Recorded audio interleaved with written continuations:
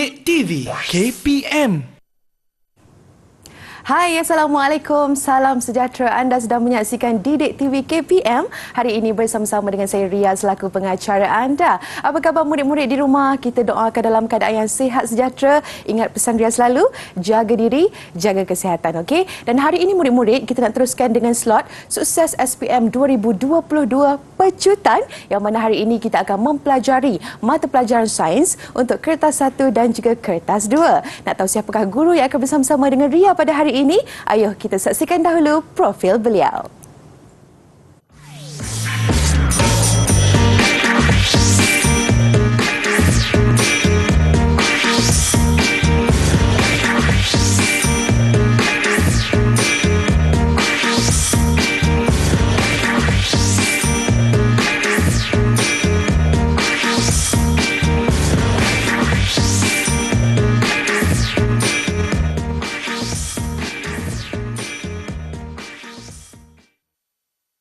Baik, itulah dia, kita dah pun saksikan profil guru kita pada hari ini. Dengan itu Ria ingin mengalu-alukan sekali lagi kedatangan Cikgu Ahmad Ruslan. Assalamualaikum Cikgu, apa khabar? Waalaikumsalam Ria. Sihat? Alhamdulillah sihat. Okey, juga kita ingin memperkenalkan Cikgu Jurubahasa Isyarat kita pada hari ini. Ada Cikgu Nur Ilda Kamaruzaman daripada Institut Pendidikan Guru Kampus Ilmu Khas Wilayah Persekutuan Kuala Lumpur. Baiklah Cikgu Ruslan, rasanya kita dah tak sabar nak memulakan sesi kita pada hari ini.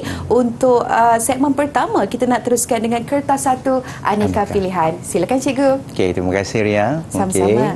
Terima kasih juga kepada semua murid-murid di rumah kerana bersama-sama Cikgu hari ini untuk Sukses SPM 2022 untuk pecutan mata pelajaran sains. Okey, hari ini kita akan tengok bagaimana untuk teknik ataupun cara untuk menjawab kertas 1 aneka pilihan. Okey. So, kita tahu bahawa waktu pentaksiran untuk ujian bertulis untuk CJ Pelajaran Malaysia SPM 2022 akan bermula pada 20 Februari hingga 15 Mac 2023. Okey, untuk kertas sains, kertas 1 dan 2 dijadualkan pada hari Rabu 1 Mac 2023. Okey, iaitu untuk kod kertas 1511/1 dan juga kertas 2 1511/2. Okey, kita tengok sedikit apakah format pentaksiran untuk sains SPM kertas 1 dan kertas 2. Okey, kita mulakan dengan kertas 1, iaitu soalan dalam bentuk soalan objektif. Okey, rasanya murid-murid di rumah pun dah mendalami tentang format pentaksiran ni. Cikgu cuba lajukan sedikit. Okey, masa yang kita diperuntukkan untuk menjawab kertas ini adalah 1 jam 15 minit.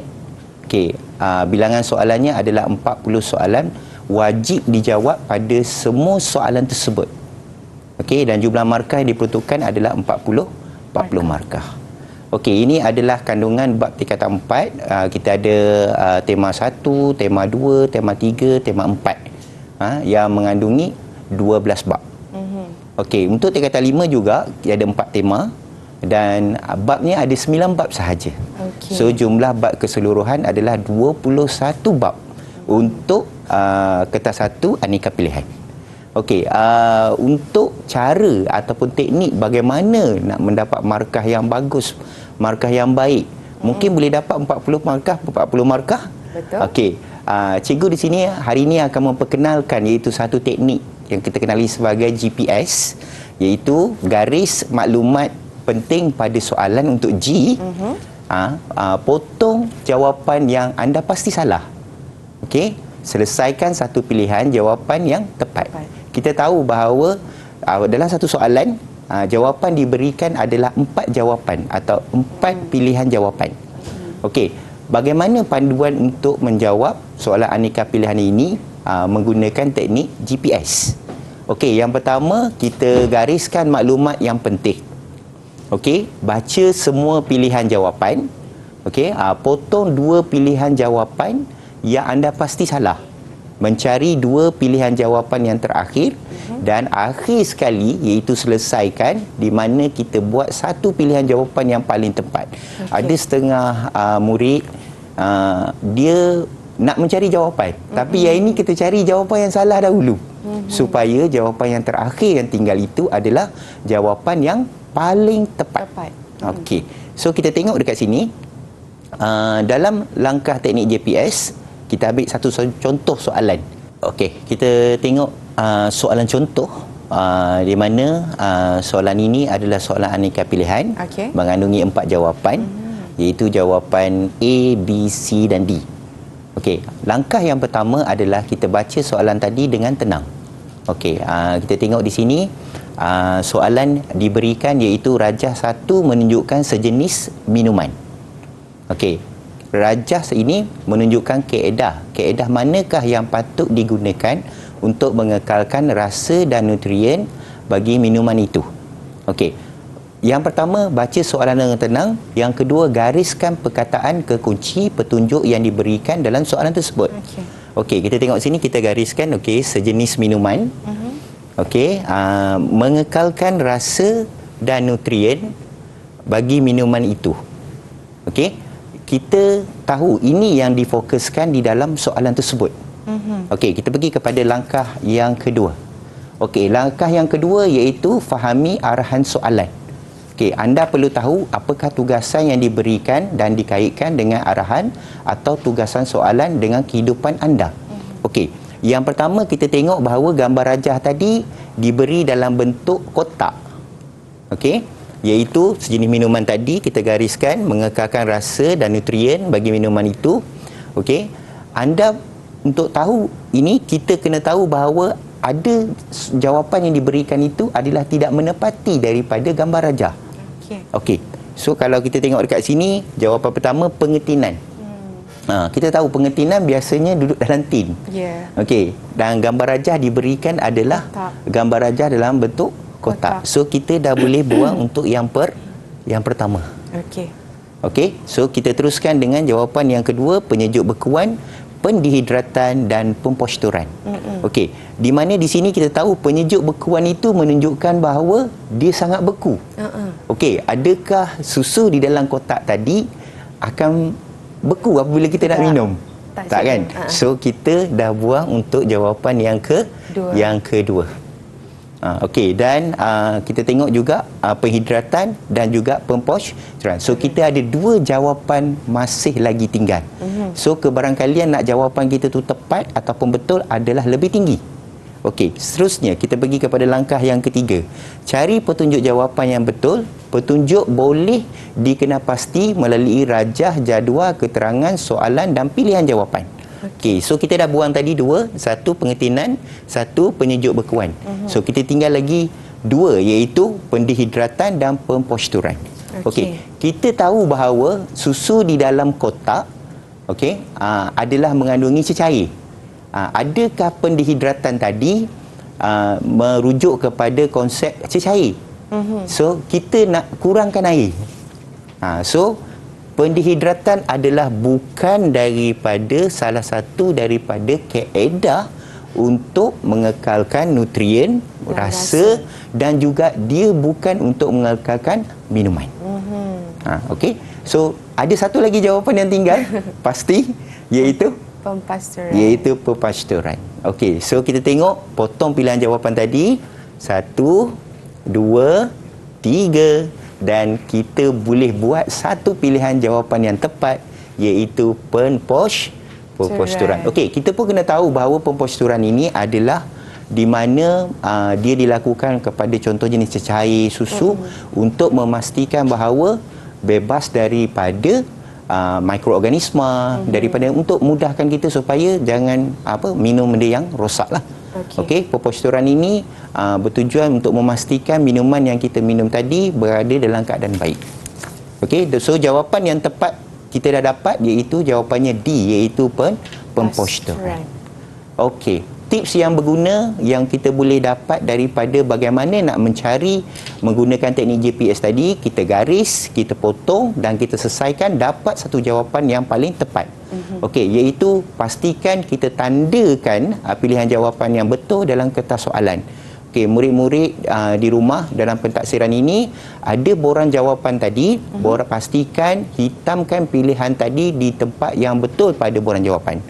Okey, semak nombor soalan, pastikan nombor soalan tadi betul bersama dengan kertas jawapan yang dibekalkan.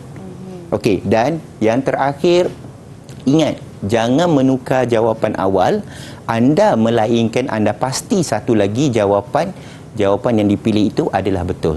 Kita tak dapat lagi jawapan lain, kita tak pasti dengan jawapan, tapi kita dah sibuk nak tukar.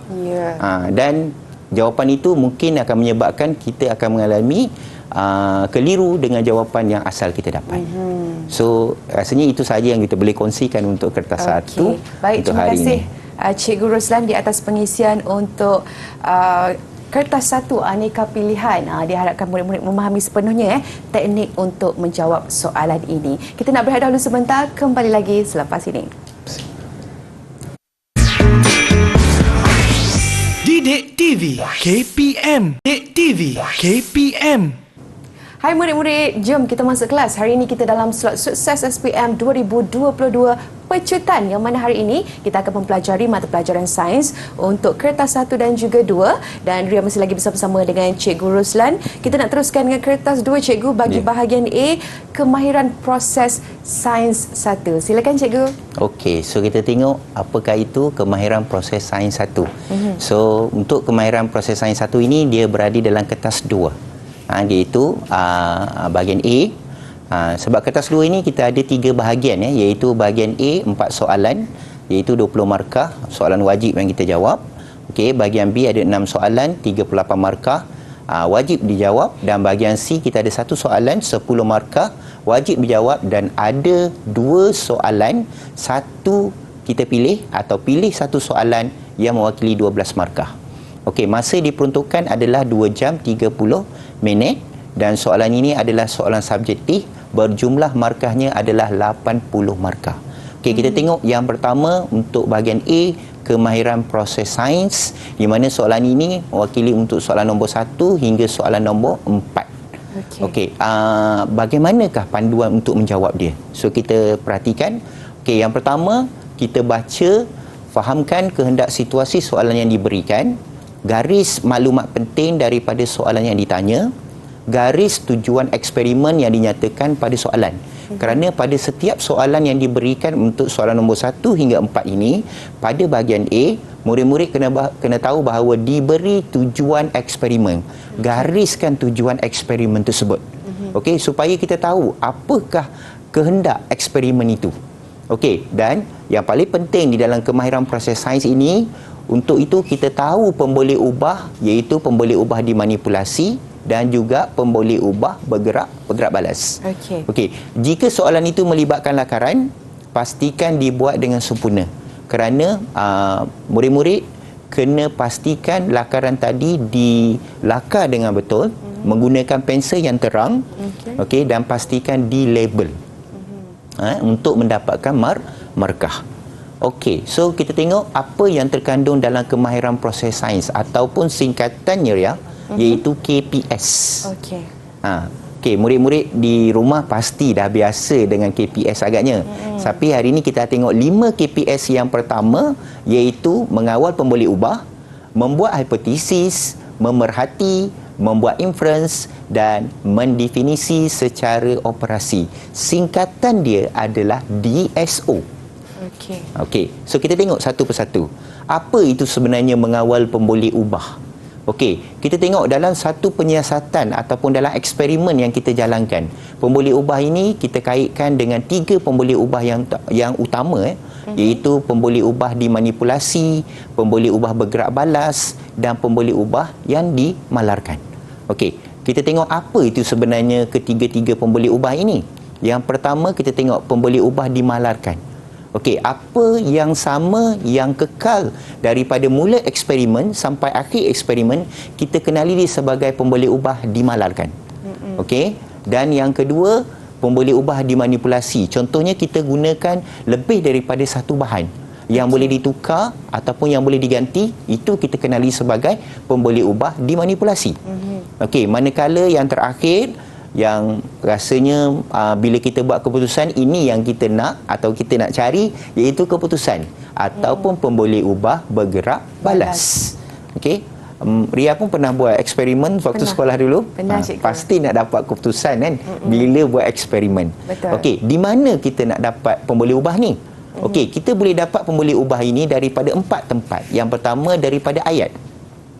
Okey, contoh ayatnya iaitu kita tengok di sini orkid memerlukan kehadiran fosforus untuk pertumbuhan akar, bunga ataupun daun. Okey, yang pertama kita tengok bahawa untuk mendapatkan pemboleh ubah ini biasanya dia akan nyatakan apakah bahan yang ada yang digunakan, apa bahan yang berbeza digunakan. Itu kita kenali sebagai pemboleh ubah dimanipulasi. Okey, dan apa keputusan eksperimen itu, apakah kehendak eksperimen itu, kita katakan dia pemboleh ubah bergerak balas. Okey, kalau Ria tengok dekat sini agak-agaknya boleh teka tak bagi cikgu satu pemboleh ubah dimanipulasi. Kita ada dua pilihan jawapan di sini.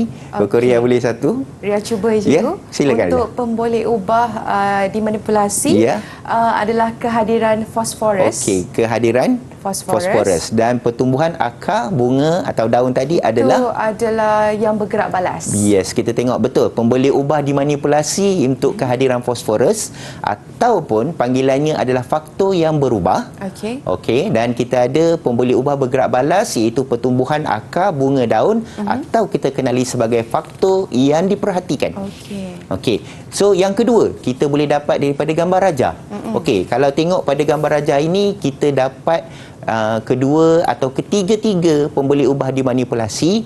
Tadi yang pertama dimanipulasi, yang kedua bergerak balas, yang ketiga pemboleh ubah dimalakan daripada gambar raja. Kita tengok ada dua blok yang berbeza iaitu blok gansa dan satu blok kuprum. Dia menunjukkan pemboleh ubah dimanipulasi. Okey, dan kita tengok selepas diketuk dengan penukul tadi, so satunya blok gansa tiada perubahan berlaku dan manakala kepingan kuprum tadi menjadi blok kuprum tadi menjadi kepingan kuprum.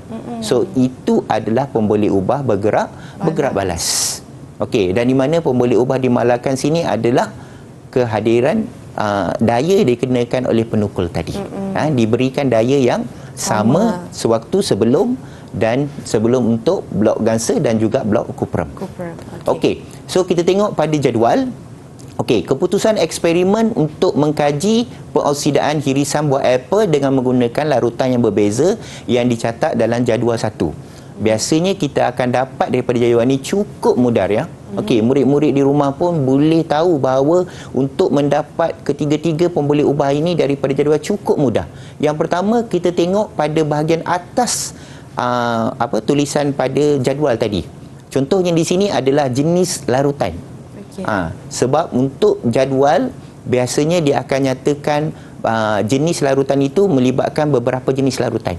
So, kita ada jenis larutan itu yang menunjukkan pemboleh ubah dimanipulasi, larutan yang berbeza, isolate dan juga jus 5. So, pemboleh ubahnya adalah dimanipulasi. Manakala warna hirisan apel selepas 3 minit tadi menunjukkan bahawa keputusan yang kita perolehi daripada bahan yang kita gunakan, iaitu apakah keputusan yang kita perolehi.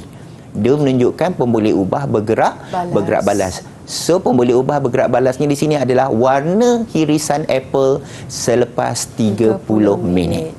Okey, daripada graf.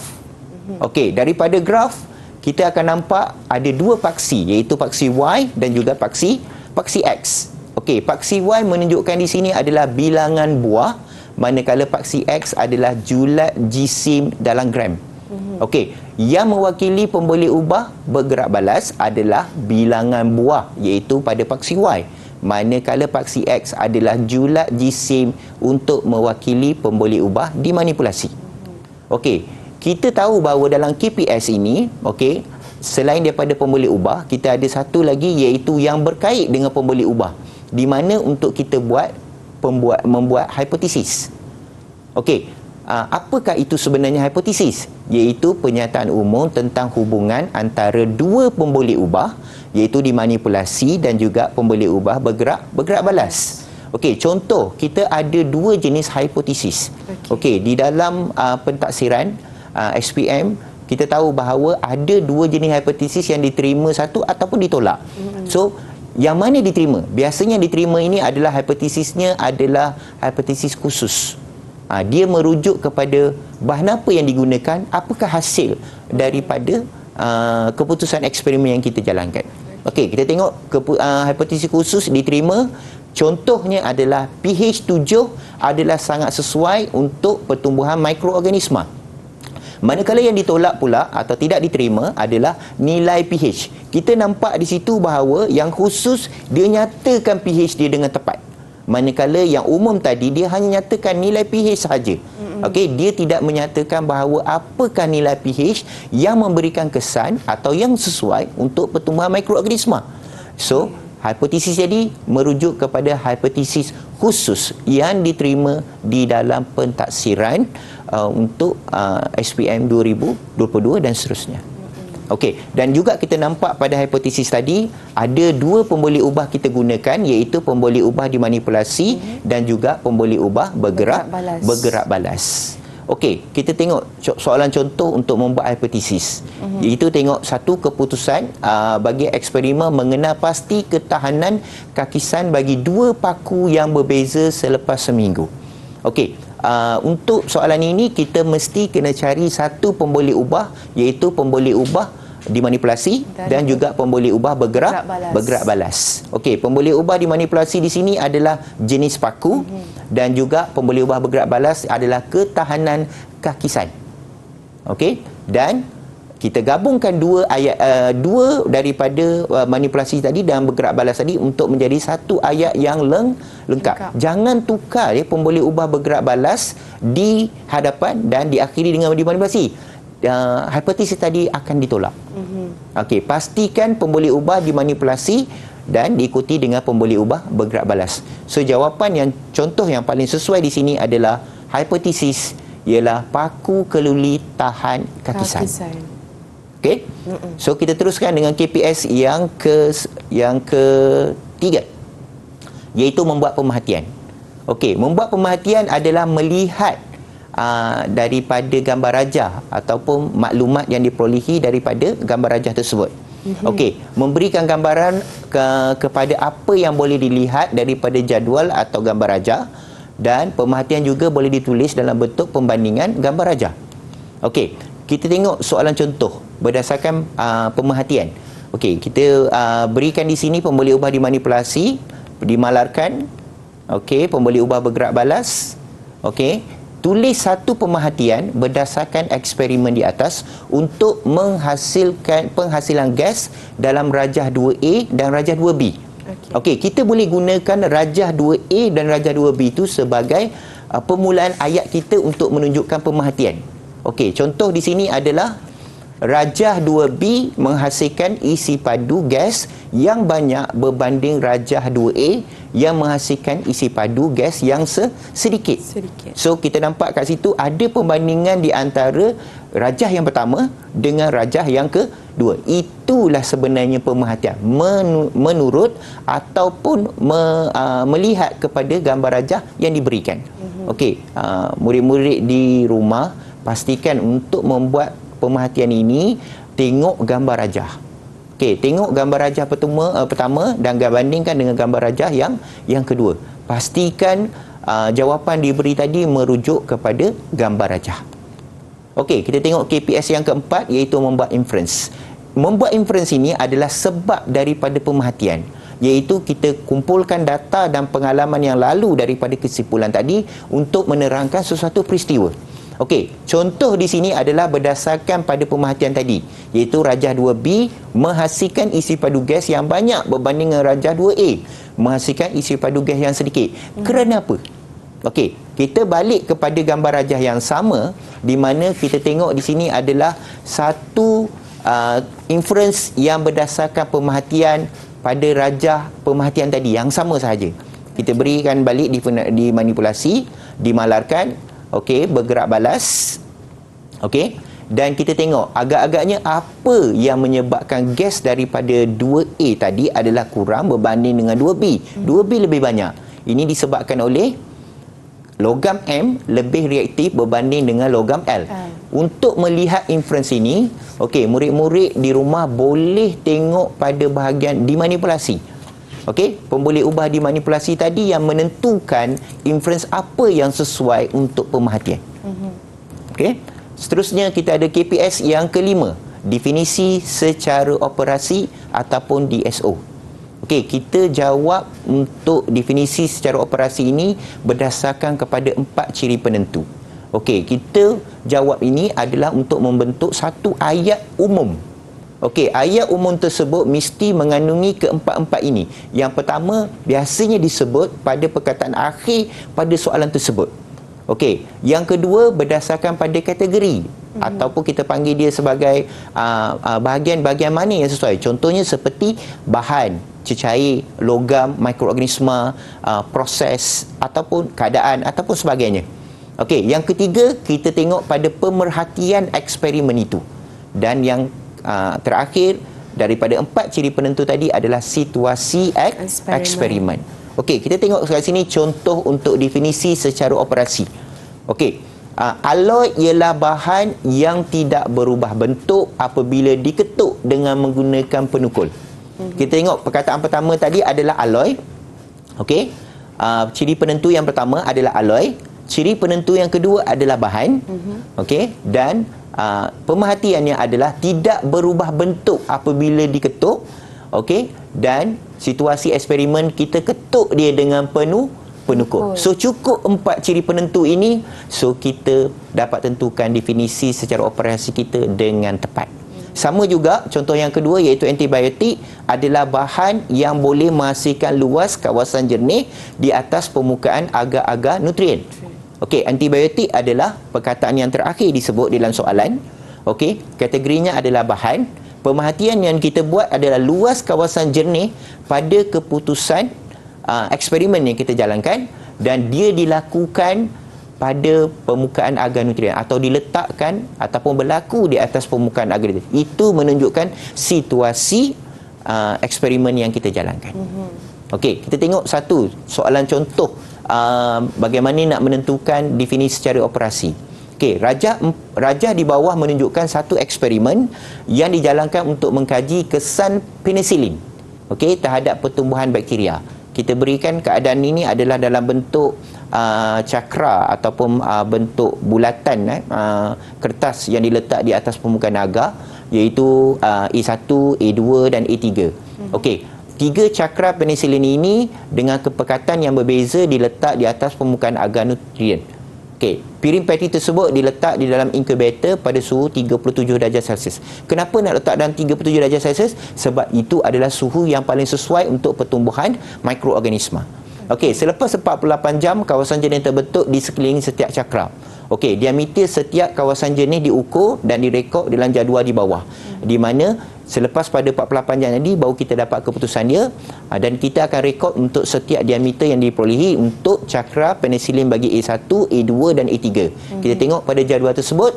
Okey, cakra penisilin A1 diameternya 2.5, A2 3.2, manakala A3 adalah 1.8. Okey, berdasarkan eksperimen ini nyatakan satu definisi secara operasi bagi antibiotik. So perkataan terakhirnya adalah antibiotik. So itu adalah yang pertama, ciri penentu yang pertama.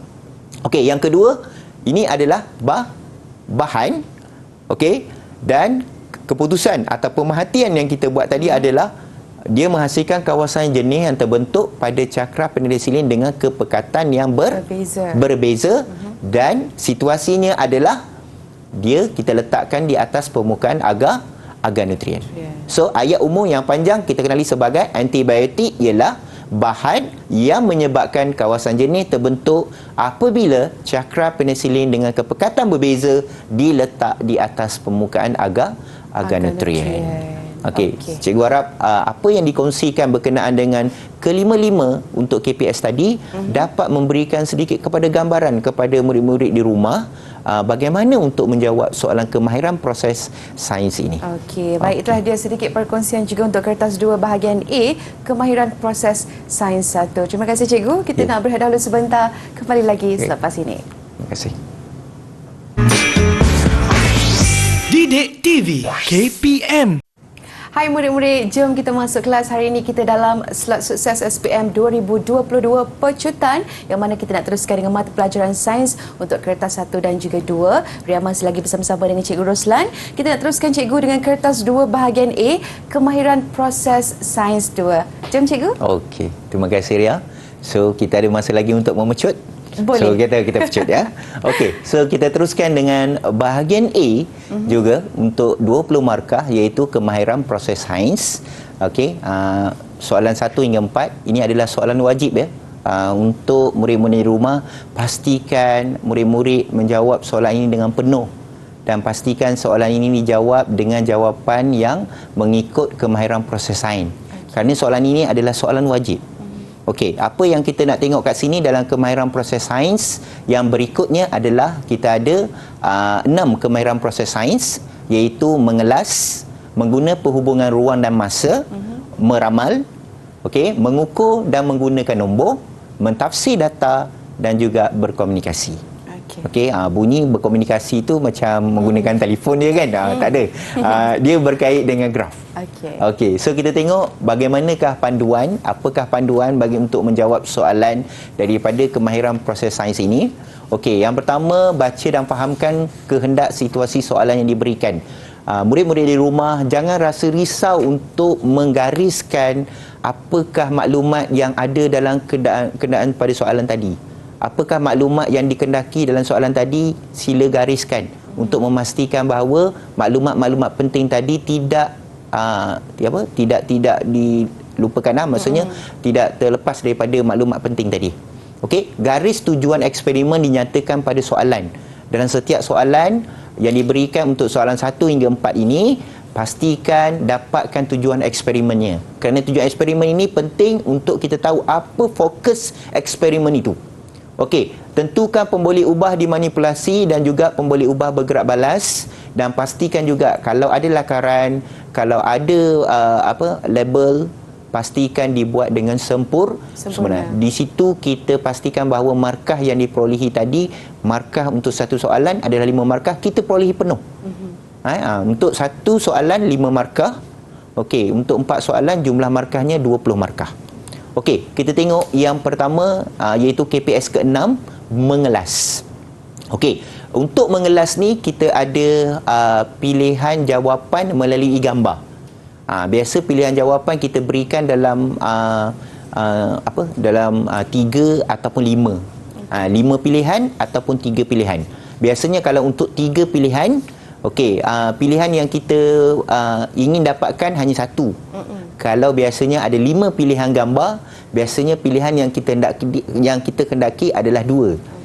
Dia bukan bergantung dengan markah. Markahnya adalah tetap 1 markah.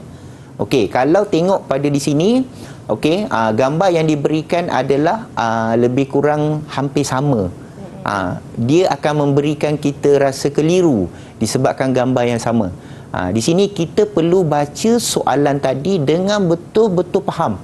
Baru kita boleh tentukan yang mana pilihan kita dalam mengelaskan. Di mana murid-murid di rumah boleh tengok apakah perbezaan yang ketara di antara gambar-gambar itu supaya boleh buat pilihan jawapan tadi dengan tepat. Okey, kalaulah Ria diberi untuk buat pilihan ini, tandakan right pada mikroorganisma yang boleh dimusnahkan oleh antibiotik. Kita tahu bahawa antibiotik ini adalah untuk membunuh mikroorganisma. Okey, mikroorganisma apa dan contoh jawapan di depan kita ni yang mana yang paling sesuai. Kita tengok yang pertama, bentuk gambar dia macam belian tu. Itulah dia cikgu. Macam belian. Okey, yang kedua macam cacing. Yang ketiga macam bentuk bulat-bulatan ada titik-titik di tengahnya. Okey. Ria pilih G. G? Okey. Berupa cacing. Berupa cacing. Okey. Yang pertama itu adalah virus. Okey, yang kedua itu adalah bakteria. Dan yang ketiga itu adalah protozoa. Okey, kita tahu di sini sebelum kita buat pilihan, kita kena faham soalan iaitu pastikan antibiotik tadi adakah dia boleh bunuh virus, dia boleh bunuh bakteria ataupun boleh bunuh protozoa. Okey, dan jawapannya virus tadi tidak dapat dibunuh dan protozoa juga tidak dapat dibunuh. So, jawapan yang pertama kita tidak tanda. Jawapan kedua pun kita tidak tanda untuk I. Dan jawapan yang ketiga kita tandakan dengan ni. Okey, dinasihatkan kepada murid-murid di rumah, pastikan tanda mengikut tanda yang dikendaki. Dia suruh tanda right, tandalah right. Jangan dipangkah. Kira akan kehilangan markah ke kat situ, cikgu? Mungkin tidak kehilangan markah, tapi boleh pastikan ikut pada tanda yang sesuai. Dia bergantung kepada skema pemakahan. Okey. Mungkin skema pemakahan tu tak nak terima perkandaan dengan bentuk tandaan dia tu, so dia kehilangan markah lah. Bergantung kepada skema pemakahan. Okey, seterusnya kita tengok berkait dengan KPS yang ketujuh, iaitu menggunakan hubungan masa dan ruang. Okey, murid-murid di rumah selalu guna perkataan ini. Semakin tinggi dan semakin rendah. Semakin banyak, semakin bertambah. So ini adalah di mana KPS yang paling sesuai untuk menggunakan perkataan semakin tadi. Okey, sebab kita tengok contoh ini, iaitu memperihalkan perubahan parameter dengan masa, contoh, lokasi, arah, bentuk, saiz, isi padu, berat dan jisim. Okey, diberi isi padu gas hidrogen tadi melawan masa yang diambil dalam satu graf. Okey, nyatakan hubungan. Bila sebut saja hubungan, okey, murid-murid boleh guna perkataan semakin. Okey. Kerana perkataan semakin itu adalah paling sesuai. Okey, nyatakan hubungan di antara isi padu hidrogen yang dibebaskan dengan masa pada 6 minit yang pertama. Okey, di sini ada juga supaya murid-murid di rumah jangan terkeliru. Kerana di sini dia nak pada 6 minit pertama. So, tengok pada 6 minit yang pertama. Okey, ada soalan juga itu secara umum. Dia tak nyatakan pada 6 minit pertama, tapi dia nyatakan keseluruhan daripada jadual daripada graf tadi. So kita kena fokus kepada keseluruhan graf tadi. Okey, ini dia nak pada 6 minit yang pertama. Okey, pada 6 minit yang pertama daripada start kosong, kita nampak aliran daripada graf tadi, lengkung tadi, semakin lama semakin meningkat. So apa yang boleh kita katakan sebagai semakin meningkat isi padu gas hidrogen, semakin bertambah masa yang diambil. Ria pun dah pandai lah. So ini adalah berkaitan dengan graf tadi. Betul. So kita boleh buat pemerhatian daripada graf dan kita lihat apa yang meningkat di sebalik daripada isi padu gas hidrogen tadi untuk mewakili paksi Y dan juga pada paksi X. Dan kita dapat jawapannya, semakin meningkat gas hidrogen tadi, semakin bertambah masa yang diambil. Okey, KPS 8 dan yang ke-9, iaitu kita meramal dan mentafsir data. Okey, meramal dan mentafsir data di sini adalah berkaitan dengan bagaimana kita menafsir data itu daripada graf yang diberikan. Okey, kita ramalkan itu apakah yang berlaku pada minit yang terakhir. Biasa ramal ini adalah berkaitan dengan ramalan apakah keputusan akhir selepas daripada graf tadi, kedudukan grafnya adalah malar ataupun sama sahaja. Okey, ramalkan isi padu gas hidrogen yang dibebaskan pada minit yang ke-16. Okey, di sini kalaulah Ria rasa pada minit yang ke-16 tu apa akan jadi agaknya? Kalau tengok cikgu, minit ke-14 pun dah malar, pastinya dia akan terus malar. That's betul, right. cikgu? Itu betul. So kita pastikan bahawa kedudukan ni itu adalah sama. So mungkin kita rasakan kita akan lihat dia nampak macam ada perubahan, tapi biasanya kalau dia dah start malar tu dia akan terus jadi malar. Okey, so kita tengok jawapan dia betul, 30 cm padu. Okey, so jawapannya adalah 30 cm padu. Tepat sekali Ria. Tahniah. Alright, okey. So kita tengok KPS yang ke-10, mengukur dan menggunakan nombor. Okey, mengukur dan menggunakan nombor ini adalah satu daripada KPS yang paling senang. Paling mudah nak dapat markah. Murid-murid diminta supaya pastikan jangan kehilangan markah untuk KPS yang ke-10 ini. Soalan dalam bentuk mengukur menggunakan nombor ini adalah soalan yang biasa dan selalu saja keluar. Okey, dan pastikan dilihat, diukur tadi, nombor tadi dengan begitu tepat dan pastikan ada unit disertakan. Okey, supaya jangan kehilangan markah disebabkan oleh tiada unit tadi. Okey, membuat pemerhatian secara kuantitatif yang kita nampak berapa nilai dia.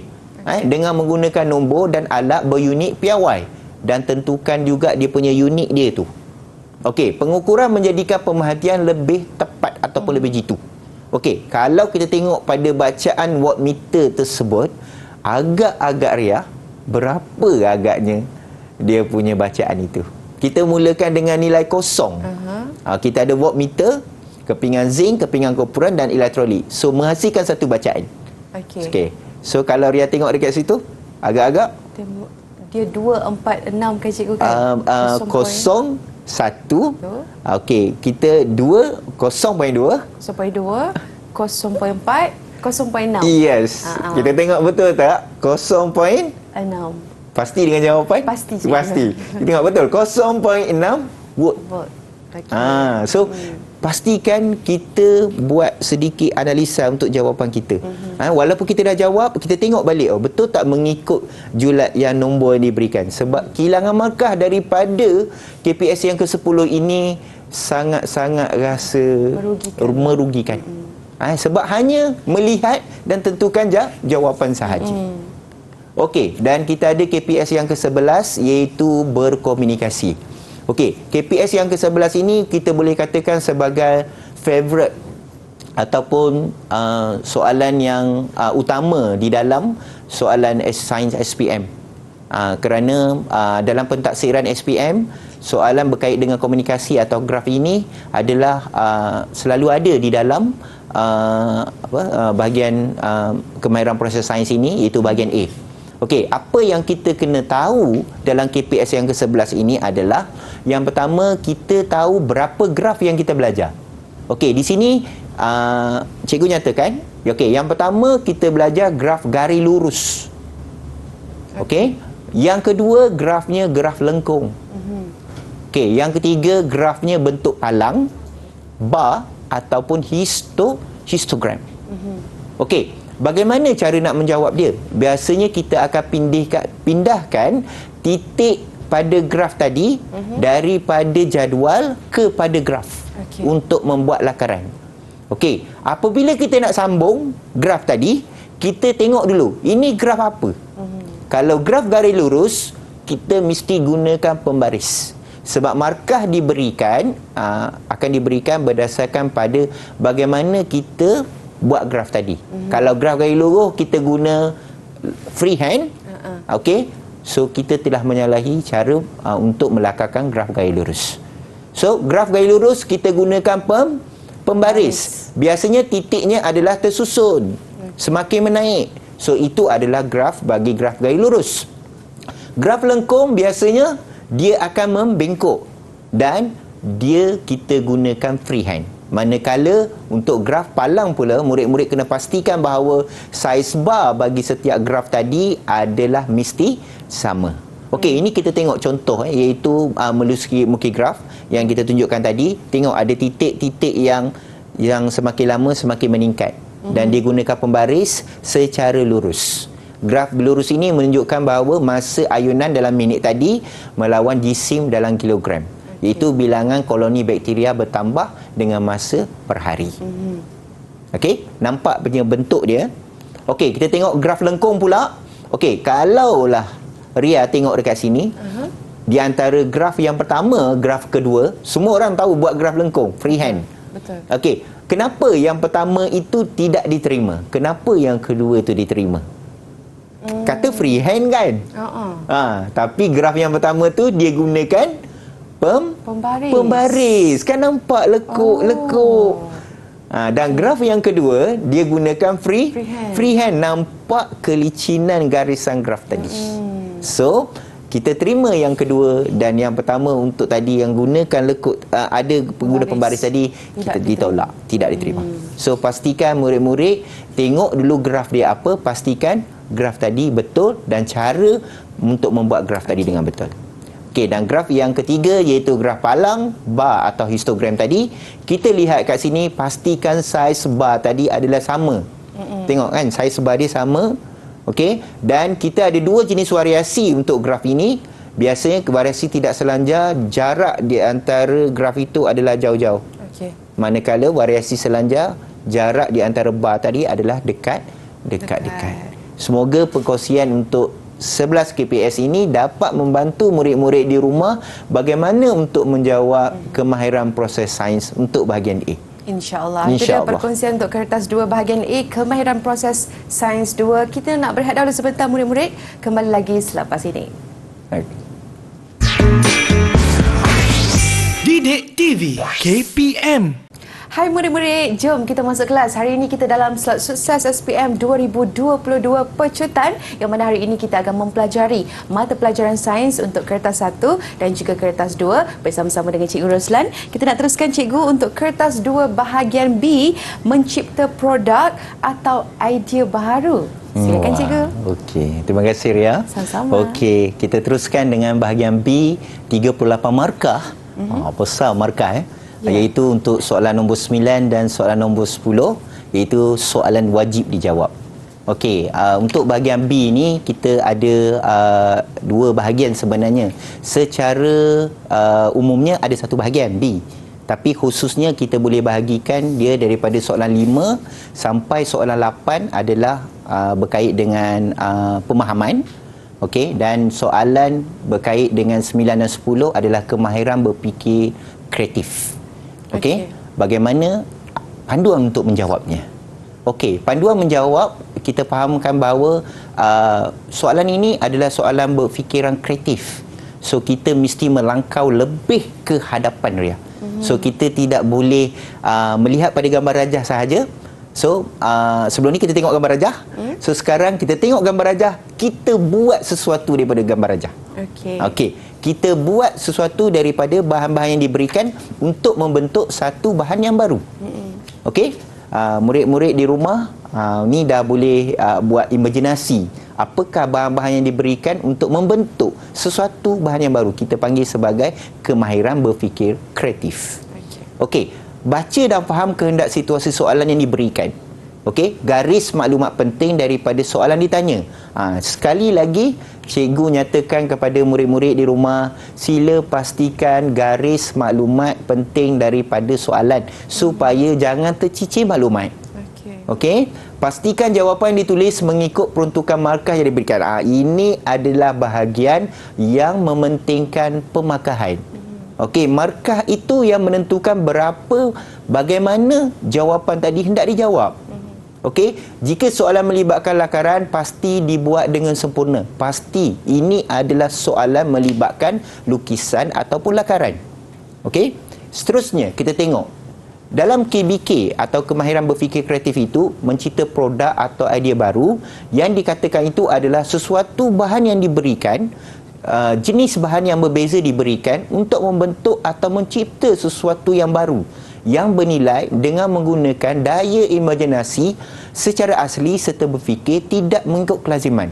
So maksudnya kita panggil sebagai fikir di luar kotak. Ataupun dalam bahasa lain kebat. Maksudnya kita diberi beberapa alat, diberi beberapa bahan, so kita kena bentukkan dia, kita kena sambung, kita kena cantumkan, kita kena masukkan, jadikan dia satu lakaran untuk membentuk bahan yang baru. Okey. So kita teruskan dengan soalan contoh untuk soalan nombor 9. Okey, kita nampak kat sini rajah di bawah menunjukkan aktiviti yang dijalankan oleh manusia. Gambar rajah yang pertama itu adalah berkait dengan kilang. Okey, gambar rajah yang kedua adalah berkait dengan petropam, isi minyak. Okey, kalaulah Ria tahu kedua-dua gambar rajah ini adalah aktiviti yang manusia yang boleh memberikan kesan kepada alam sekitar. Tapi nak tak nak kena isi minyak juga kan. Betul. Baru kereta tak gerak kan, tak ada minyak. Kilang pun kena berjalan juga kan. Tapi ada cara dia bagaimana untuk mengatasi masalah ini supaya apa yang dilakukan oleh manusia ini dapat dikawal. Okey, kita tengok pada soalan contoh dia. Okey, berdasarkan rajah, apakah isu sosial saintifik dalam sektor tenaga yang timbul berkaitan dengan aktiviti tersebut? Di markah diperuntukkan 2 markah. Okey, nyatakan sumber tenaga boleh baru yang boleh digunakan untuk menggantikan bahan aktif fosil. Juga 2 markah. Di sini kita akan jawab dia, murid-murid di rumah, jawab berdasarkan jumlah markah. Kalau 2 markah, Ria cakap mesti nak jawab 2 poin kan? baru kita dapat 2 markah kan? Betul. So kita tengok 2 poin yang diberikan, iaitu pertama jawapan tadi adalah penggunaan bahan tidak boleh baru seperti petroleum, arang batu dan gas asli, kita dapat 1 markah. Dan juga jika digunakan tanpa kawalan, bahan-bahan tersebut akan habis. Yalah, kita tahu petroleum, arang batu dan gas asli itu adalah bahan-bahan semula jadi. Okey, dah diguna bertahun-tahun ni, dah masuk ratus tahun dah penggunaan kita, satu masa nanti dia akan habis. Okey, dan tengok pemakahan dia, markah pertama dan markah kedua tadi diberikan 2 markah berdasarkan 2 poin. So pastikan murid-murid jawab berdasarkan markah. Kalau dia minta 1 markah, maksudnya 1 poin yang kita boleh berikan. Okey, at least 1 poin lah. Okey, yang B pula, kita tengok kat sini, dia tanya tadi, jawapannya adalah angin, ombak, solar, biogeosim dan geoterma. Kita tengok pada soalan dia, sumber tenaga boleh baru yang boleh digunakan untuk menggantikan bahan aktif fosil. Okey, kita akan habis bahan-bahan tu. Adakah bahan-bahan lain yang kita boleh gantikan? Pasti. Kita ada angin, kita ada ombak, solar mungkin tak akan habis kot. Biogeosim, geoterma. Okey, dan mana-mana 2 yang bersesuaian akan dapat 2 markah. Okey, soalan yang berkait dengan KBK ini adalah kita tengok pada soalan ini. Tenaga elektrik boleh dihasilkan menggunakan sumber tenaga boleh baru. Anda diberi 1 motor elektrik, 3 bilah kipas, kaki retot, wayar, mentor, pita salafan, mereka bentuk 1 liter yang kita nampakkan dia sebagai 1 gambar rajah yang berlabel. 3 markah diperuntukkan. Okey, pemakahan itu adalah berdasarkan pada lukisan yang kemas, lukisan yang dilabelkan dan juga nampak dia berfungsi. Okey, daripada tiga pemakahan ini kita akan dapat tiga-tiga kriteria pemakahan ini kita akan dapat markah penuh. Okey, dan jangan risau murid-murid rumah, jangan takut nak lukis. Sebab tak semestinya lukisan itu sama dengan skema pemakahan. Tapi yang penting kita membuat lukisan itu hampir sama dan lukisannya kemas, lukisan dilabelkan dan dia nampak mentol ataupun wire-wire di antara soalan ini tadi nampak bersambung untuk menyalakan mentol. So memenuhi untuk kriteria tersebut, so kita dapat 3 markah. Okey? Dan kita tengok contoh soalan yang 10. Okey? Soalan nombor 10 ini adalah biasanya soalan yang melibatkan kita tentukan bahagian-bahagian mana. Contoh ni soalan ni adalah berkait dengan bahagian manakah yang menghasilkan minyak yang bermutu tinggi daripada keretan rentas buah kelapa sawit. Okey, namakan jenis minyak yang diekstrak daripada zait. Okey, dan C, pengambilan minyak kelapa sawit telah menjadi satu kebiasaan dalam kalangan rakyat Malaysia. Pada pendapat anda, wajarkah minyak kelapa sawit menjadi daya pemakanan setiap individu? Berikan alasan. So kita tengok sini apabila dilabelkan, okey, kita akan nampak di sini adalah jawapan pada setiap bahagian tadi dinyatakan Okey, kita tengok satu-satu jawapannya. Yang pertama adalah jawapannya pada bahagian tempurung dia, minyak yang paling berkualiti. Okey, minyak isirun sawit. Okey, kita ada 2 keadaan di mana wajar dengan tidak wajar. Okey, kalau yang menyokong untuk jawapan tersebut, so dia boleh tulis wajar. Pastikan penerangan itu menyokong jawapan wajar tadi. Okey, manakala untuk yang tidak wajar, yang tidak terima, okey, tidak setuju. So pastikan penerangan itu memberikan jawapan yang tidak setuju kepada penerangan kepada persetujuan kita. Kita tak setuju, so kita cakap kenapa dan alasan dia kenapa. Okey, dan akhir sekali kita tengok dekat sini adalah bagaimana soalan contoh yang ke-10 ini, di mana murid-murid dikendaki untuk lengkapkan langkah-langkah untuk menghasilkan sabun daripada minyak sawit. So untuk ini, so kita pastikan langkah-langkah tadi yang kita buat adalah berturutan dan pastikan memenuhi jumlah markah yang diperuntukkan.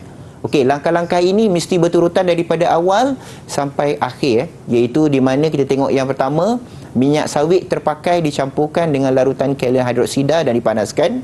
Okey, serbuk garam dan air sulin ditambah untuk mengurangkan ketelarutan sabun. Sabun akan terapun dan di atas permukaan larutan. Dan sabun yang tak dihasilkan tadi akan dituras.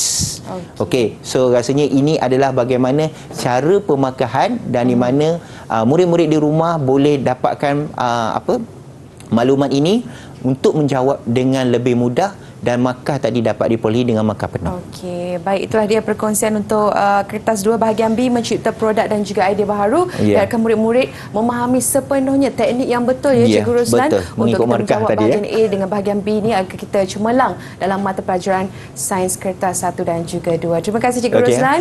Juga terima kasih Cikgu Jurubahasa Isyarat kita pada hari ini, Cikgu Nur Ilda Kamal Zaman. Sampai kita jumpa lagi. Assalamualaikum. Bye-bye.